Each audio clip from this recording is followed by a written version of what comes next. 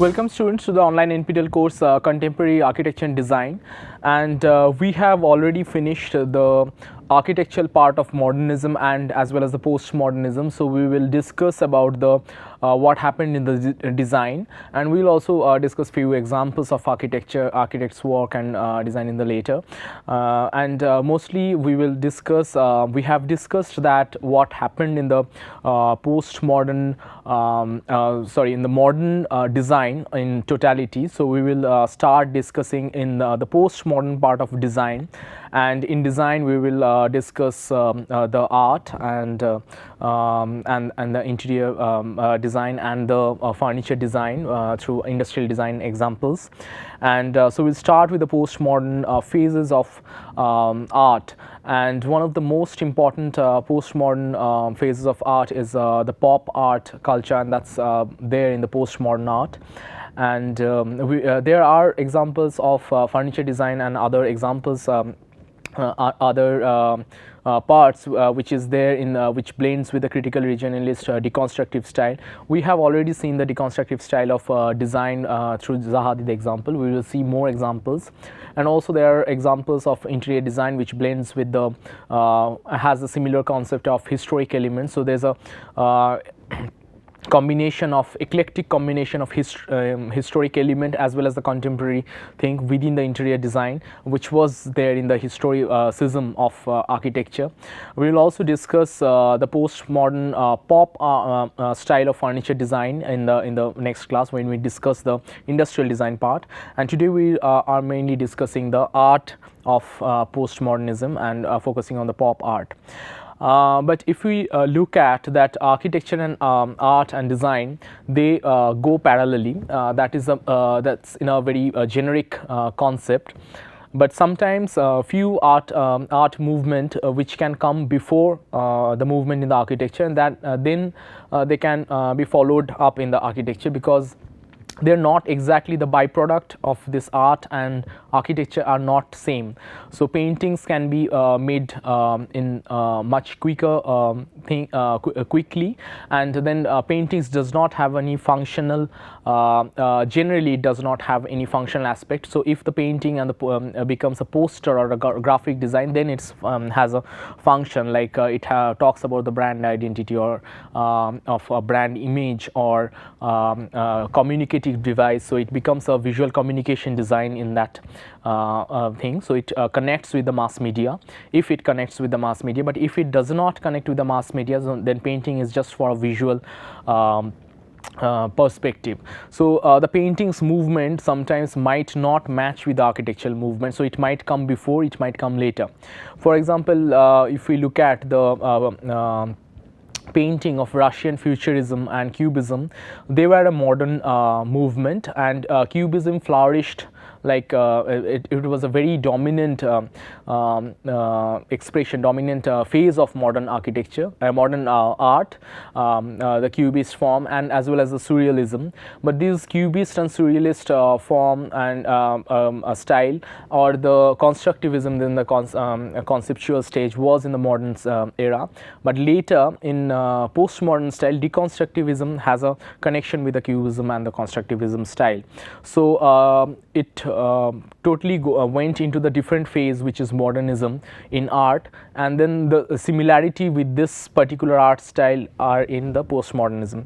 So why I am telling this, because in the pop style of modern postmodernism in art started before the postmodernism in architecture, because when the World War II ended, which is around 1945 to 47, and then just after that postmodernism started in the fine arts. So it came quite before the postmodernism in the similar concept started evolving in fine arts and design and other aspects in the mass media. But in architecture, mostly in the building level, postmodernism came in the 1980s. Also the style of building, when it started making, so it's a long process and the building stays for a time, and that creates the cities style. So when Kenneth Frampton is talking about the change of cities style, it was quite late in the around 1980s. So that time in the cityscape, architectural change was there, because the modern buildings which was designed around this frame was also there in the city. So that was also talking about the visual style or the image of the city. When the postmodern building starts coming out, so it takes a time to come from modernism to postmodernism in architecture. So we will discuss the pop art, which is postmodern, but the painting's time period will be quite before the architectural postmodern's time period. So we have kept postmodernism in 1980s for the architectural movement, and Memphis Milano style was also there, which is in design, which is there in the postmodern. But pop art is also postmodern, but the time frame will be different. So it will come before the architecture, because it's painting and it's very quick to change a painting, and then advertisement is a very quick revolution when the thought is coming in the painting. So it will be very quick to express, and also when the architect's thought is there, so it takes time to put it in the other people's mind, like client should accept it, and then the building has to be made by that. And so many of the postmodern architects building, like Zaha Hadid's building, the concepts in the initial stage, it was all conceptual. So it took time to create that kind of building. So there was a difference between the timeline from the postmodern architecture and postmodern painting. So this is one of the example of postmodern painting. We will discuss this. This is designed by Andy Warhol, and you can see this is a print media. So this is created on a silk stencil, and then it's printed, and the series of same thing is printed, and it's Marilyn Monroe's face, and this is a repetition. And the color combination, you can see it's totally postmodern, and there's a lot of relationship with the postmodern style of building and the color combinations, which is not modern. And in the modern, we have seen mostly the primary colors and the pure colors, pure form, but here it is there are different, we'll see different colors. And also the consumerist product and consumerism will be the theme of this pop art. And the term pop art came from a popularist perspective of painting. So it's not it's not a high painting. So it's like it's not a very high level painting. So it takes the inspiration. It takes the inspiration from the consumerism, and it also connects with the people. And mostly in architecture as well, you will see there's a tendency to connect people with the building. So if you look at the modernist building, all this concept of modernism is not driven from the user's perspective. It's not, there was a particular design style, and that was the visual vocabulary was set by the architect. So it has to be clean, white lines, and the pilotis and elevated anti-gravity thing. None of these concepts were from the people's perspective. But if you look at the critical regionalism, so it will be coming from the people's behavior or the local context. Like Jawahar Kalakendra has a local context, but then people will connect with the what they have seen, and then it's people driven. And then when the historicism, this kind of plazas are getting created by Charles Moore, and then it has a lot of attraction value, so that it will attract the people. And then there's an Italian plaza, it will attract the Italianness of these people. And then this futuristic this high tech buildings will has a lot of attraction value, different colors, and then people will get attracted with that. And deconstructive style has again a very attractiveness where people will be attracted. And then so it talks about people's style, and so it creates a different kind of inertia and sensation in people's mind, and that was there in style. And also in the Memphis Milano, so it will be like a lot of colors which will be there. So that was again opposite to the modernist style. So we will see that in the postmodern painting as well. And the most of the postmodern painting is again, it's not just a painting, so the meaning will be conveyed, and many of the postmodern paintings are shown as an advertisement and the pamphlets and those things which is grabbing the, which has a connection with the mass media, and not just a painting which is like a very high painting, and the target audience is very few who will understand the meaning of the painting. So it is very communicative, and so it's coming from a popular medium, so it's popular than high painting. So that's why the name pop came from as a came as a name. So it's 1950s onwards, just after the World War, postmodernism started. So 1950s it started in Europe, and mainly the center was United Kingdom. The UK was taking an active participation in the World War, so it started in UK and as well as in America in the other side. So it's based on the popular culture, and that's why this name pop came. So it's driven from a popular culture, not an high art, which will so pop art is not a very high level art. It's called a low art, and it's also it's driven from the people. So what people like, it will be the popular pop art will give that to the people. So it's people centric fine arts, and it will come into the mass media of other domain, which is not just a painting like Picasso's Guernica or Mondrian's Broadway Boogie Woogie. So it will be in the advertisement, it is in typography, branding and graphic design, comic strips, cinematography and print media. Cinematography can be also from other kind of perspective, so it's different, but it is pop arts movement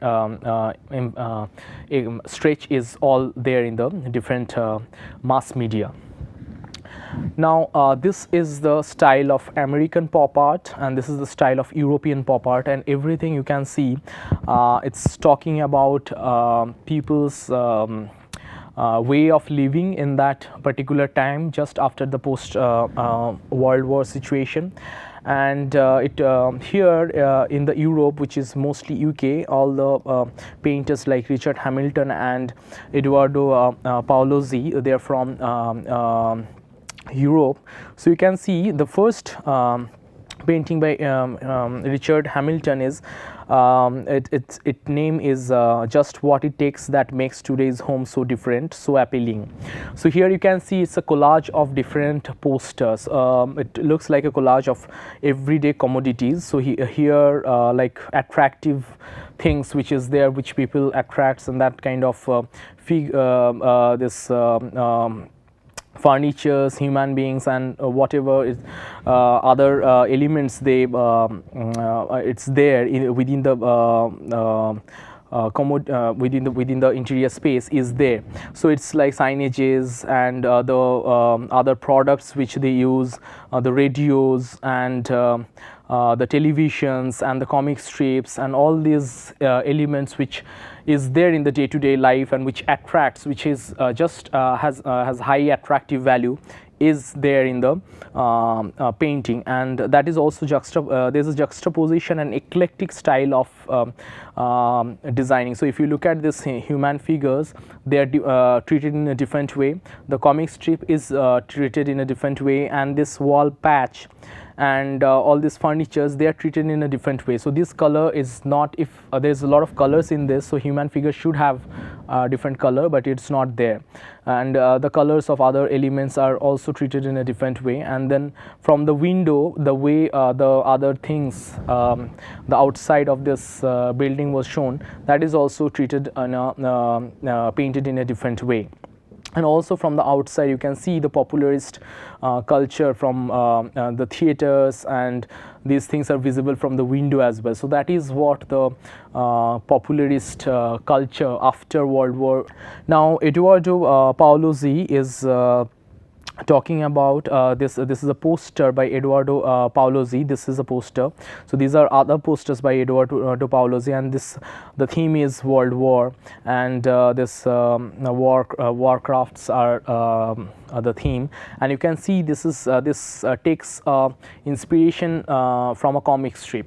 So the style of comic strip, which is especially the target audience is teenagers and kids, that kind of style was taken into the art. So the comic strip style was very communicative, and everything, it's nothing, the meaning of the comic strip, the style of the comic strip is not as difficult to decipher as the modern art painting, so which was there in the modernist style. So this was a very easy to understand. And then the typographies are very ornamental, and different typefaces are given in this design. And if you look at the title and the meaning of this painting, it talk about I was a rich man's plaything, and this about this painting. So this girl is telling that she is a plaything of a rich man, and that is communicating the social structure and the of that postmodern era, and how women are looked at in this structure. So it is protesting that, and as well as, and also if you look at, so this a man is holding a bottle, and which looks like a gun, and he's shooting the girl. So it's talking about the social structure of that era. And if you look at the America, it's also the similar kind of concepts are also they're showing. So here again the same social structure or the protest against it was shown by the painters, and this is again taking the inspiration from the comic strip by Howard Miller, and it's talking about woman empowerment, so we can do it. So that kind of posters are there. And here also this is a drowning girl in painted in 1963. So here Roy Lichtenstein is taking the inspiration of graphic novel again, but there's a difference of this style of graphic novel and this looks more digital, and there's a flat tone and black border, but here it's more like hand painted graphic novel. So and Roy Lichtenstein's most of the paintings has a similar kind of style, and mostly it has a similar black lines and flat colors. So this drowning girl borrows visual language again from the graphic novel, which is Roy Lichtenstein's style.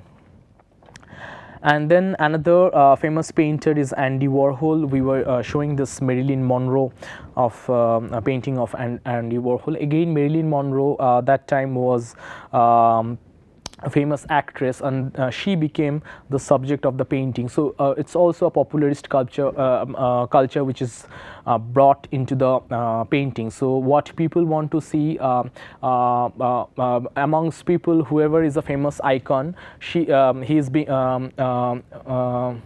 that icon into the painting. So earlier in the modern phases, the theme of the painting won't be driven from the pupil's perspective. So it is here in the pop art, so it is driven from the pupil's perspective, what they want to see, and that will be the that is the theme of the painting. And so there is a connect between the mass popularist culture in the painting. So this is called Marilyn Ditch. So this is by Andy Warhol. This is painted. This is a printing technique which is in 1962. So it's talking about the repetition of which is a style of Andy Warhol's painting. So he have used a similar technique to print or for other iconic figures. So in this case he created a stencil on the silk screen, and one flat color was added, and so that becomes one layer, and the same stencil can create different colors in different printings. So in the same stencil, once it's red, another time it's pink, another time it's blue or green. So it's creating similar same faces of Marilyn Monroe in different colors. And this painting or the printed painting comes in different color as well. So he have created different colors for this Marilyn Ditch.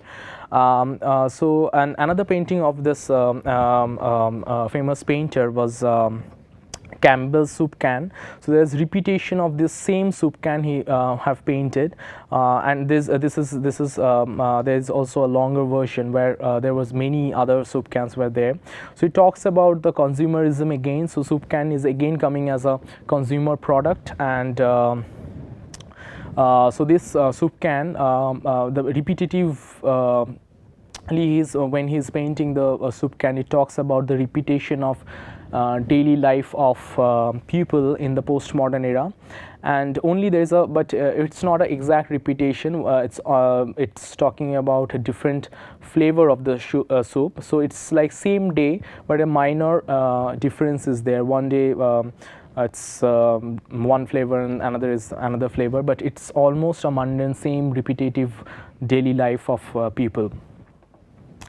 Now another famous painter of this pop art style was Sigmar Polke, and he uses this dots, the polka dots in the painting. So sometimes it's like it may look like a polka dot, and sometimes it may look like a newspaper print of that time. So earlier phases, you can see, if you look at the old newspapers, they were the dot matrix printer. The laser printer came quite late, and initially it was a dot matrix printer. So if you look at the dot matrix printers printed newspaper, so there will be series of dots. When the series of dots becomes dense, that part becomes darker, and when the series of dot becomes light, that part becomes lighter.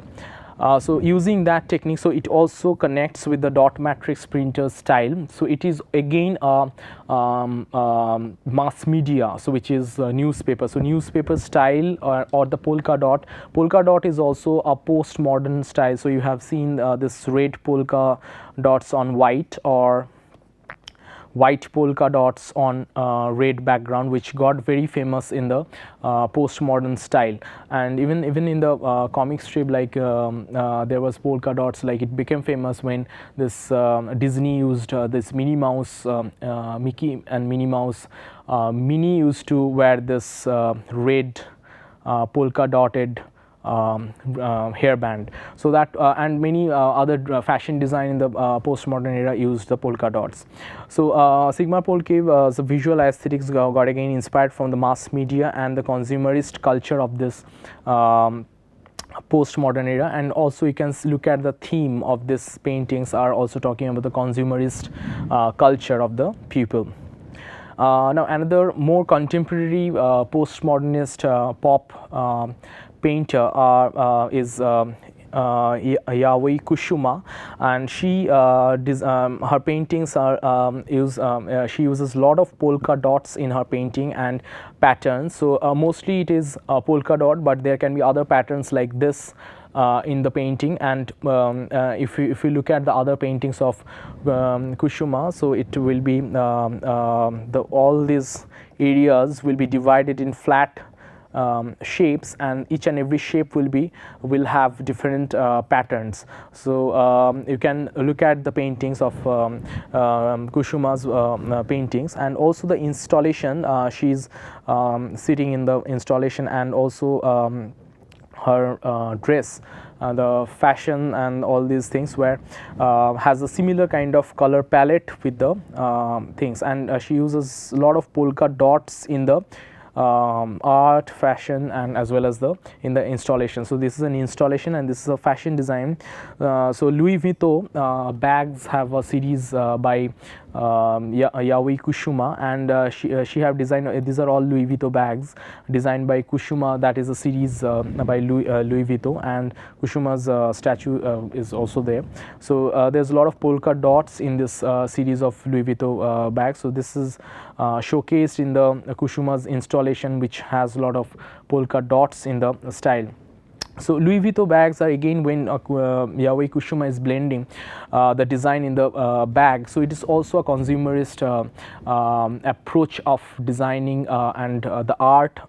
She's an artist, and this art is getting translated into a consumerist product, which is a Louis Vuitton bag, which is a high fashion bag when she is designing, and it's like blending the product which is coming from a consumerist perspective and with the art. So there's this pop cultures, pop style of art is also has a similar concept, which is not just an art, which comes and fuses with the consumerist product and advertisement and pamphlets and other mass medias. So another example of a popular pop style or this postmodern art is the pattern and tessellation designed by Marimekko. So we have discussed what is tessellation in Art Deco and art and craft movement. So when you repeat a particular pattern in different places and create a seamless joint of patterns. So if you repeat this one module here, so there will be a seamless joint, you cannot see the gap, and you can start repeating, so it will be a tessellation or a continuous pattern. So you can see there's a repetition of the same thing which is going in this direction, and it will also be repeated after a particular interval. So this is Marimekko is they design the fabric, but this fabric got translated into the Finnair, so it's based from Finland, and Finnair's brand identity also got designed by Marimekko. So you can see the blend with the Finnair's branding with the Marimekko's design. So all these prints are Marimekko print, and even within the branding, all this series and even the visiting cards and other elements of this aircraft, within the aircraft, everything is derived from this Marimekko style. So there's again a connection of the of a product or the mass communication media or the consumer element with the art. Now, because pop art style got an inspiration from the popularist culture like comic strip and other advertisements, so it got reflected in the city level and in the communication and the branding and the advertisement. So this is a screen. This is a photograph of New York's Times Square, where all this advertisement and elements which came up with the post-modern era gives a vibe of the pop style of a place. So this space, because of its human activity, becomes a place because of its identity. So people easily identify the Times Square. It has a particular style, but whatever you see around this Times Square designs and this signages, this mostly it is pop, and this Coca-Cola advertisement and this all Disney's logo and all these neon lights and together all these colors and the digital screens, the digital facades around the buildings are creating a pop style of design because of its typography and other elements. So it's not just an art, it blended in the typography, selection of color, advertisement and poster design. So this is logo of Rolling Stone, which is also a pop. So if you look at the Rolling Stone logo, it gives a pop style of painting and the communication, the way of communication it's happening. So this is not the original Rolling Stone logo. If you look at the Rolling Stones logo, so it is also a pop style of design. Now this kind of neon lights in the places like hotels, bars and casinos, even this Las Vegas, this lights and this neon light and the type of signages, these all are has a similarity with the pop style of design. So there is a typefaces which came during this pop style, which is Clarendon, and there are many other typefaces. So these typefaces are called together, this type style is a slab serif. So we will discuss the typefaces, typography's evolution in the next class, when we discuss in totality the modernist typefaces and postmodernist typefaces. So if you want to design something which in modern style or in postmodern style, understanding architecture as well as design, art, and as well as the typefaces are also important. So what kind of typefaces will go with the particular style of building is also, even if you have an understanding of what type of typography is coming up in modern style and what kind of typography is evolved during postmodern style. So you will connect this modern style and postmodern style throughout these different paradigms of visuals. So this was the typefaces which is called slab serif, which comes as a postmodern typeface. So this is also called Egyptian. So serif typefaces does not have the serif ends. Sans serif typefaces had the serif ends, and then this slab serif has a very thick serif end. So this is the serif end will be very thick.